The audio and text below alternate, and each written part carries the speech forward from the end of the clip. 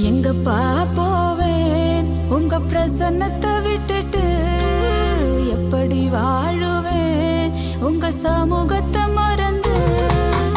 எங்கப்பா போவேன் உங்க பிரசன்னத்தை விட்டுட்டு, எப்படி